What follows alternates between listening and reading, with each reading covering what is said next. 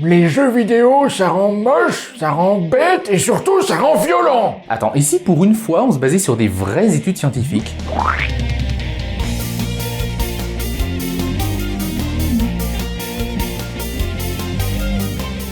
Bien, partons donc du postulat que les jeux vidéo ça rend violent. Ok. Tous les jeux rendent violents? Quand même, ça fait beaucoup. Je me souviens pas avoir eu des poussées de violence en jouant aux Sims ou à Stardew Valley. Bon, il y a bien un ou deux crimes qu'on peut commettre dans les Sims, comme notamment cramer les assistantes sociales, mais moi, quand on me dit les jeux vidéo ça rend violent, j'entends tous les jeux vidéo rendent violent. C'est donc tout naturellement que je m'imagine l'étudiant qui, après une partie endiablée de Candy Crush Saga, ne peut réprimer son envie d'agresser ses camarades de promo. Moi, je veux savoir pourquoi ce cliché a la peau si dure. Il y a peut-être un fond de vérité? Peut-être que des jeux vidéo hyper violents peuvent aider des gens déjà vachement limites à passer la limite. La violence et les jeux vidéo, c'est ce qu'on appelle un sujet clivant, polarisant. C'est quand les gens se braquent, éteignent leur esprit critique et vont tout dans un camp ou tout dans un autre. Il y a une tuerie de masse, généralement aux États-Unis, les journalistes relaient l'info, et à un moment, il y en a forcément un qui va essayer de se distinguer en mettant en avant le fait que le tueur avait un compte sur Apex Legends. Et fatalement, t'as tout un tas de gens outrés à travers le monde qui vont faire une petite vidéo pour défendre leur passe-temps favori. Bah ouais, attends, si on peut plus frapper des passants en pleine rue avec un god ceinture dans GTA, mais où va le fun? Mais là où ça devient compliqué, c'est qu'avec la magie de la communication et d'internet, les gens se regroupent en clans entre eux comme ça, et ils se braquent et ils campent sur leur position. T'as d'un côté des tas de parents qui sont là, oui, les jeux vidéo ça rend taré, ça fait rater les études et c'est pour les attarder de toute façon. Et de l'autre côté, t'as les types sur internet. Non, les jeux vidéo ça rend pas violent, ça véhicule un message de paix et d'amour, alors si tu les critiques encore, on va venir te crever les yeux, espèce d'enfoiré. Ce qui laisse assez peu de place au débat. En même temps, le débat sur internet, là ce que je veux c'est pas me voiler la face, ni dans un sens, ni dans l'autre. Et surtout pas juste balancer des opinions, mais me baser sur des études scientifiques. Et si en définitive, certains jeux vidéo pouvaient rendre certaines personnes violentes? D'un point de vue personnel, j'en suis pas du tout certain, mais après tout, on sait pas. Jusqu'au milieu du siècle dernier, on croyait dur comme fer que fumer c'était bon pour la santé aussi. Et il y en a qui le croient encore d'ailleurs. Ou peut-être qu'au contraire, les jeux vidéo atténuent la violence réelle en permettant de la limiter à un support virtuel par effet de catharsis. Peut-être? Je sais pas. Et donc d'abord on va s'intéresser aux clichés et ensuite on les confrontera aux études. Évidemment c'est une vidéo un peu particulière, alors si vous êtes d'accord ou non avec ce qui va être dit ou que vous voulez tout simplement apporter une suggestion, n'hésitez pas à le faire en commentaire. Moi, par exemple, j'aime bien jouer à Hitman. Parle quand même d'un jeu où t'incarnes un tueur à gages. Si on suit la logique, les jeux vidéo rendent violents, je devrais vachement me méfier de moi-même. Faut dire que j'en massacre du peuple là-dedans. Pour vous dire, ça me détend. Mais c'est extrêmement inquiétant ça. Ah oui, c'est inquiétant quand y pense. Pourtant, j'ai pas de casier judiciaire et je compte pas spécialement organiser une tuerie de masse dans les prochaines semaines. Enfin, je crois pas. Après, j'avoue, la question n'a pas vraiment été mise sur la table, mais bon, a priori, c'est pas mon truc, quoi. Mais plus ça va, et plus on se rend compte que des jeunes impliqués dans des trucs super violents jouent à des jeux super violents. Il n'en faut pas plus, sans l'ombre d'une étude d'ailleurs, pour que certains fassent le lien. À commencer par le président Donald Trump. J'entends de plus en plus de gens dire que le niveau de violence dans les jeux vidéo est vraiment en train de façonner les jeunes esprits. Et au niveau supérieur, on a les films. Moi, ce qui me fait douter, c'est le simple fait que d'une manière générale, t'as de plus en plus de gens qui jouent aux jeux vidéo. Donc statistiquement, de plus en plus de jeunes qui font des trucs violents. En fait, on pourrait prendre la même logique avec YouTube. C'est vrai, de plus en plus de jeunes regardent YouTube, et de plus en plus de jeunes seraient impliqués dans des tueries de masse. YouTube serait donc un catalyseur de meurtriers? Mais dites-moi, si les jeux vidéo sont si dangereux, pourquoi vous en faites pas carrément un crime pendant que vous y êtes? Ah bah ça c'est exactement ce qu'on veut faire nous au Brésil. La semaine dernière, il y a un gentil député, il a déposé un projet de loi pour faire rentrer les jeux vidéo violents dans le code pénal. Quand ça? Là, la semaine dernière? Ça va d'une amende à 6 mois de prison si tu développes, importes, vends, loues ou partages des jeux vidéo qui incitent au crime ou à la violence. Et la peine est triplée si ça passe par internet. Oh purée, je l'avais pas vu celle-là. Et faites pas les fiers vous là, hein. J'ai le droit de vote, moi aussi. Mais c'est génial! Je veux dire, c'est absolument inapplicable. Cela dit, en Inde, ils ont bien arrêté une dizaine de jeunes parce qu'ils jouaient à PUBG malgré une interdiction nationale. Le jeu a un impact sur les études aussi bien que sur le comportement, la conduite et le langage des jeunes et des enfants. Donc dans le doute, ils l'ont interdit. En soi, ils ont pas tort, il y a en effet des abrutis qui jouent à ça. Mais sont-ils abrutis à cause de ça? Ou est-ce qu'ils sont juste abrutis de base et que certains jeux les attirent comme des mouches à merde? Et il y a vu cette histoire de fusillade pendant un tournoi de jeux vidéo là aussi. Comme quoi c'est bien la preuve qu'il faut interdire les jeux vidéo. Et les tournois aussi, tiens. Ah ouais, ça c'était le top du top pour les anti-jeux vidéo. En plein tournoi de jeux vidéo, t'as un participant, il s'énerve, il refuse de serrer la main aux adversaires quand il perd, et finalement il revient avec des flingues et il bute tout le monde. Là, clairement, pour faire de la politique par la peur et se mettre les votes des parents dans la poche en condamnant le jeu vidéo, il y a de quoi faire. Il y a aussi eu des trucs géniaux comme Super Columbine Massacre RPG, un petit jeu amateur qui reprend simplement l'histoire vraie d'une tuerie de masse dans le Colorado. Mais c'est une super bonne idée, ça, dites-moi. Bon, le jeu avait un vrai message et une analyse sociale derrière, mais reconnaissez que ça fait quand même un peu provoque. Mais pas autant qu'Active Shooter, une simulation de fusillade à l'école. Voilà, comme ça c'est clair. Et j'aime bien la manière dont les développeurs se sont défendus. Non, mais ça va, il y a des jeux plus violents sur la plateforme. Tu sais, c'est comme si tu te faisais choper à faire du vol à la tire dans le métro, et que tout ce que t'avais à dire pour ta défense, c'était quelque chose du style ouais, de toute façon, y en a, ils les tuent ou ils les violent, alors pas vraiment la meilleure défense. Ben voilà, c'est bien ce que je dis, les jeux vidéo ça rend violent. Et puceau en plus. Mais bien sûr que ça peut rendre violent un jeu vidéo. Moi-même, j'ai déjà piqué de remarquables colères en m'énervant sur des jeux de plateforme. Une chose est sûre, 100% des armes létales peuvent tuer. Mais en ce qui concerne les jeux vidéo violents, c'est moins sûr.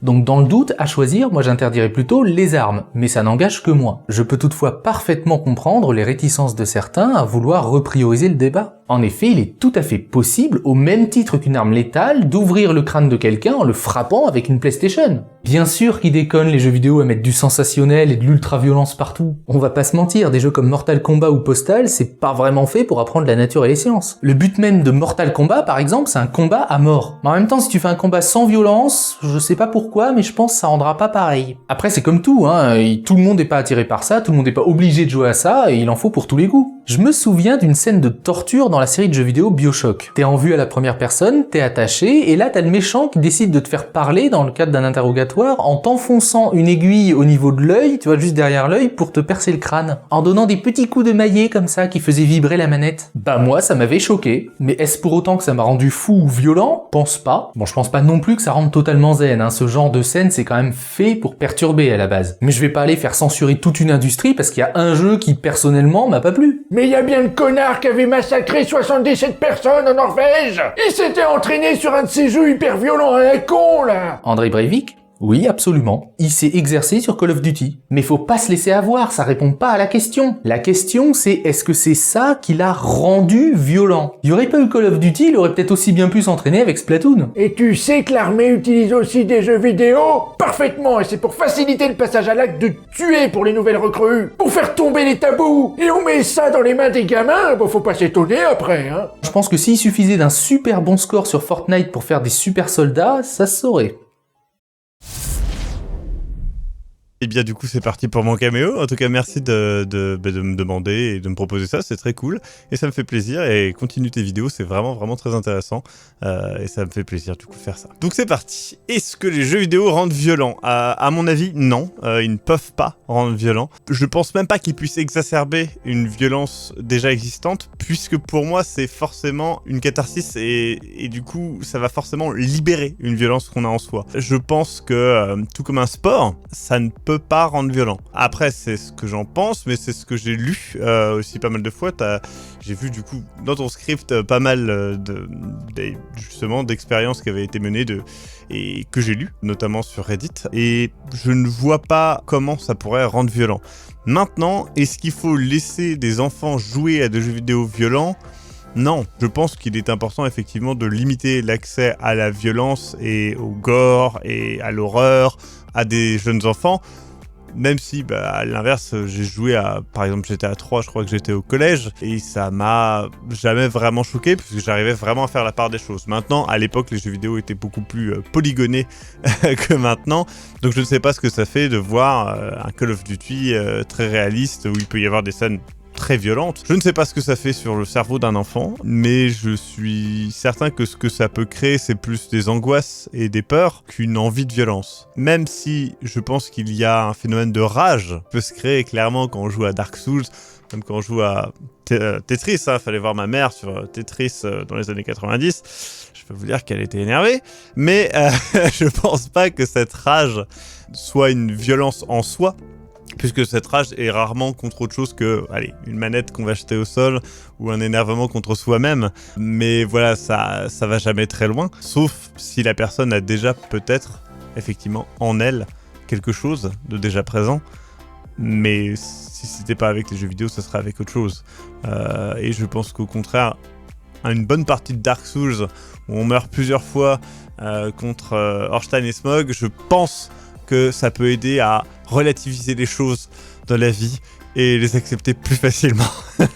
En tout cas, c'est mon point de vue et mon expérience en tant que joueur, mais je sais que quand j'ai eu des problèmes personnels, quand j'ai eu des moments où j'avais des frustrations dans ma vie, les jeux vidéo ont souvent été là pour m'aider, et je pense que c'est le cas de beaucoup de gens.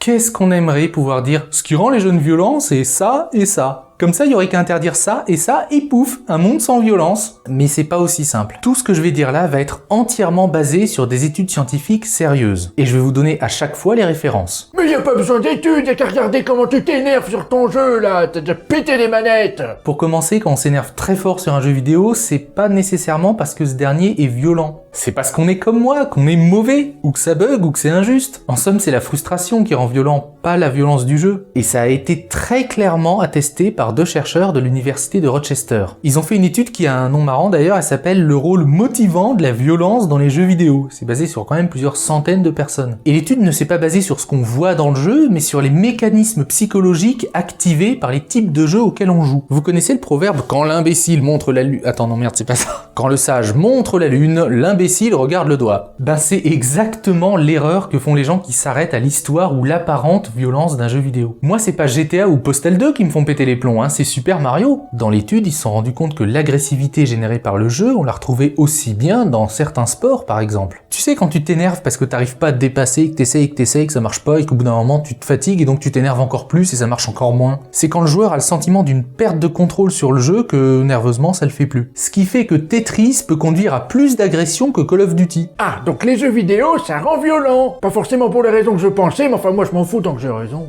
Bref, on sait maintenant que les jeux vidéo, même les pas vraiment violents, peuvent rendre agressifs parce qu'on rage quand on perd. Maintenant, on va pouvoir se poser la question, les jeux vidéo violents, par leur nature violente, peuvent-ils rendre les gens violents? J'ai lu une petite étude sympa qui cherche à établir une connexion entre les jeux vidéo violents, le raisonnement moral et l'attitude face à la violence chez les adolescents. Ah là, on est en plein dans la question. Conclusion de l'étude, jouer quelque chose comme 3 heures par jour au moins à un jeu vidéo hyper violent tous les jours, et surtout ne jouer qu'à ça peut conduire à réduire l'empathie et retarder le développement de la maturité morale chez les adolescents. Mais si, vous savez, cette capacité à s'identifier à ce que ressent l'autre, le bien, le mal, tout ça. Ah, j'avais raison. Mais l'étude précise quand même que s'il y a un lien entre attitude pro-violente et jeux vidéo hyper violents, c'est pas nécessairement un lien de causalité.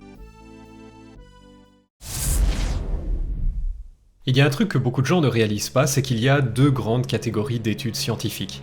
D'un côté, il y a les études observationnelles, et de l'autre, les études expérimentales. Je sais que pour beaucoup de gens, la tendance c'est de dire « on s'en fout, arrête de rendre le truc encore plus compliqué ». Alors désolé d'être lourd avec ça, mais si comme moi vous essayez d'avoir des positions basées sur la science, il faut que vous compreniez que toutes les études scientifiques ne se valent pas. Le gros du travail des scientifiques, c'est de mettre en évidence des liens de cause à effet. Du genre, fumer donne le cancer du poumon, les chats noirs sont plus intelligents, ou les jeux vidéo rendent violents. Si on demande à des scientifiques de prouver ce dernier lien de cause à effet, voici la méthode que beaucoup vont spontanément proposer. On prend un échantillon d'adolescents, et on met d'un côté les gros joueurs et de l'autre les petits joueurs. On mesure ensuite le niveau d'agressivité dans les 2 sous-échantillons, et on conclut. Ça, c'est une étude observationnelle. C'est rapide à mettre en place et à comprendre, ça ne coûte pas très cher, et c'est tout pourri sur le plan méthodologique. Ben oui, on n'a aucune garantie qu'en séparant les ados en fonction de leur temps de jeu hebdomadaire, il n'y a pas autre chose qui va différencier les 2 groupes. Genre le groupe qui joue beaucoup. Est-ce qu'il ne consomme pas davantage de junk food? Et si c'était la junk food qui rendait agressif et pas du tout les jeux vidéo? On n'en sait rien. La solution pour éviter ce cul-de-sac méthodologique, c'est de plutôt faire une étude expérimentale.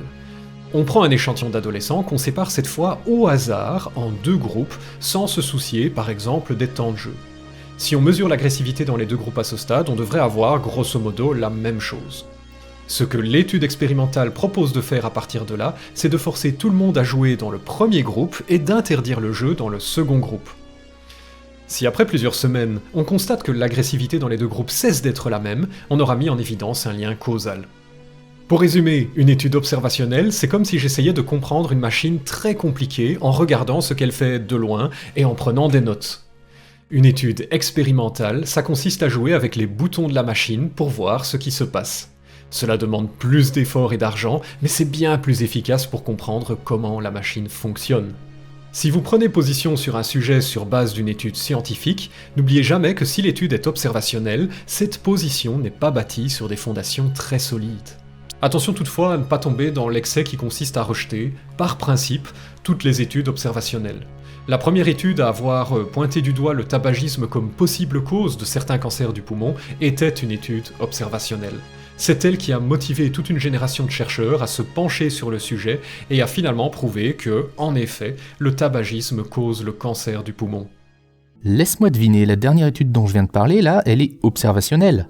Ah bah ouais, permet donc d'avoir des suspicions sur les jeux vidéo, mais suspect, ce n'est pas forcément coupable. Faut tout de même, autant de gamins qui jouent à des trucs aussi violents, ça peut quand même pas être anodin. Non, ça attire des gens pas super, mais ça les transforme pas. Faut être bien clair avec ça, ça ne transforme pas des gens normaux en psychopathes meurtriers. Moi, ça me rappelle cette expérience avec les œufs, là. T'as un type, Jérémy Pujol, il est allé dans la rue. Il a pris une table, il a mis plein d'œufs dessus, et il s'est planté devant à quelques mètres sans bouger. Au début, les gens osaient pas trop approcher, et puis finalement, ils commençaient à prendre des œufs, à les jeter dessus. Puis plus ça allait, plus c'était violent. Ça peut faire mal comme truc, mais ça les faisait marrer. Ce que ça veut dire, c'est pas que les œufs ont transformé les gens en connards psychopathes, c'est que quand tu donnes tous les moyens à des gens pour faire des conneries, t'en as toujours qui vont le faire. Ouais, n'empêche que les jeux vidéo, ça rend con moche et violent quand même.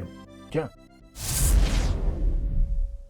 Souvent sur internet, on nous ressort la théorie de la catharsis. Pour Aristote, c'était le fait que quand les gens voient un drame se jouer devant eux avec force conviction et tout, ça leur donne moins envie d'en faire un eux-mêmes. Parce qu'ils ont évacué leur propre tension à travers l'expérience de l'autre. Et le jeu vidéo, ce serait pareil. Si tu joues à un jeu violent, ça te défoulerait et t'aurais moins envie du coup de sortir dans la rue pour frapper des gens à coups de go de ceinture comme dans GTA. La catharsis serait donc une façon d'extérioriser ces mauvaises pulsions de manière socialement acceptable. Ça vous ferait plaisir, hein ? Il y a bien eu une étude en 85 qui montrait que des enfants, après avoir joué pendant plusieurs minutes à un jeu vidéo super violent, étaient après un peu moins agressifs. Mais c'était en 85 et c'était clairement pas des jeux vidéo aussi réalistes et trash et violents que ce qu'on peut avoir aujourd'hui. Et d'ailleurs, ça ne suggérait qu'un effet de catharsis immédiat, pendant quelques minutes, pas sur le long terme. Et puis une autre étude a été faite là-dessus. Un lien direct a été trouvé entre le fait de jouer à des jeux vidéo violents et d'avoir un comportement pourri. Mais pas n'importe quel jeu violent. Les jeux violents actifs. C'est les jeux où on effectue à la première personne l'action violente, pas juste les jeux où tu subis ou tu vois passer des choses violentes. Et cette fois-ci, le lien est clair, jouer beaucoup à ce type de jeu a tendance à rendre les gens plus primaires, plus agressifs. Les garçons surtout, testostérone, tout ça, désolé. Heureusement, l'agressivité s'estompe en quelques heures. Sauf qu'il y a le renforcement positif. C'est quoi ça le renforcement positif? Ça se mange? Bon, je vais faire très simple, le renforcement positif, c'est lié à notre capacité à apprendre. Si tu reçois une récompense après chaque action particulière, ça va te renforcer à refaire ces mêmes actions parce que le résultat t'est positif. C'est comme le gâteau et le chien-chien. Tu donnes un petit gâteau à un chien-chien quand il s'assoit, au bout d'un moment, il va faire l'association. Ou en l'occurrence, plus tu butes des gens, plus t'as un bon classement. Ou des bonus, ou du stuff, ou la joie d'avoir fait rager quelqu'un. Et c'est sûr que si tu joues à des jeux qui te renforcent positivement dans des actions violentes et brutales, fatalement, sur le long terme, il y aura une influence par rapport à si t'avais étudié la poésie à la place. Donc pour le coup, l'effet de catharsis dans les jeux vidéo, c'est plus une légende urbaine qu'autre chose. En tout cas, scientifiquement parlant, les études ont plutôt tendance à prouver le contraire. En conclusion, les jeux vidéo violents peuvent éventuellement rendre violentes certaines personnes si c'est du jeu violent actif, c'est très souvent et longtemps, que le joueur ne fait quasiment que ça, qu'il n'est pas dans un super environnement social, puis alors s'il a des problèmes psychologiques, alors là c'est jackpot. Donc dans ces clichés, il y a bien une toute petite part de vérité, mais elle est faite de nuances et ne concerne qu'une fraction de joueurs, et surtout qu'une fraction de jeu. Et plus important encore, la communauté scientifique s'accorde à dire que les jeux vidéo ne créent pas les pathologies à l'origine de l'ultraviolence. Faut déjà avoir une tendance schizophrénique ou paranoïaque pour que le jeu vidéo ultra-violent serve éventuellement de soutien. Non, parce que sinon ça ferait peur, parce qu'en France on a quand même une personne sur deux qui joue aux jeux vidéo régulièrement. Mais tout ça, ce sont des études statistiques. Ça manquera pas d'arriver dans les commentaires, il y aura toujours des gens qui te diront « Ah bah moi j'ai toujours joué qu'à des jeux hyper violents et pourtant je suis parfait ». Et des contre-exemples. Les statistiques, c'est pas 100%. Il existe évidemment des types qui jouent qu'à des trucs super violents et qui sont super gentils, altruistes et à une morale d'acier. Et d'autres qui sont des sales cons. Bah, c'est marrant parce que du coup, je fais une vidéo pour parler de la violence dans les jeux vidéo, alors qu'on a fait un jeu où le but du jeu, c'est de mourir de plein de manières différentes pour avancer. Je vous laisse savourer l'ironie de la situation. Mais j'aimerais élever un peu le débat. En fait, plus on s'intéresse au grelot qu'on nous agite, à savoir le débat sur les jeux vidéo violents, moins on s'intéresse aux vraies questions. Qu'est-ce qui rend les gens violents? Ça, c'est une super question. Bref, je me dis que si on dépensait autant d'énergie à résoudre les vrais problèmes, à savoir les problèmes d'éducation, psychologique ou d'environnement social, qui engendrent vraiment des gens super violents plutôt qu'à discuter sur la violence dans les jeux vidéo, on aurait une chance d'avancer. Vraiment, pour moi, tous ces débats sur est-ce que le jeu vidéo ça rend violent, c'est un peu stérile. On connaît des vraies causes, des parents défaillants, des troubles mentaux, des traumatismes, des conditions sociales difficiles, les anges de la télé-réalité. Peut-être que ce qui rend les gens violents, c'est pas tel ou tel divertissement, c'est peut-être la manière dont on les traite, ou dont on les traite pas d'un point de vue médical. C'est pourquoi à toutes ces idées reçues sur le jeu vidéo, jetons-leur des tomates pourries parce qu'elles nous éloignent des vraies questions qu'on devrait se poser. Puis les jeux vidéo apportent aussi beaucoup de choses, des capacités de réflexion, de stratégie, et puis même de construction sociale avec les guildes et les jeux sur internet, tout ça. Voilà, et si jamais un jeune vous agresse et juste après vous fait une danse de la victoire à la Fortnite en pleine rue, allez voir la police mais n'en parlez à personne parce que sinon les médias vont s'en emparer et on va encore repartir pour un tour. Et méfiez-vous, parce que j'ai le droit de vote. Merci à vous d'avoir regardé ou même soutenu cette vidéo. Grâce à votre soutien et vos dons, les tomates pourries évoluent régulièrement et constituent mon activité principale, et je vous en suis très reconnaissant. Si toi aussi tu penses que les jeux vidéo c'est mal et que j'ai raison, laisse un commentaire. Sinon, laisse aussi un commentaire. C'est juste que je le lirai pas celui-là.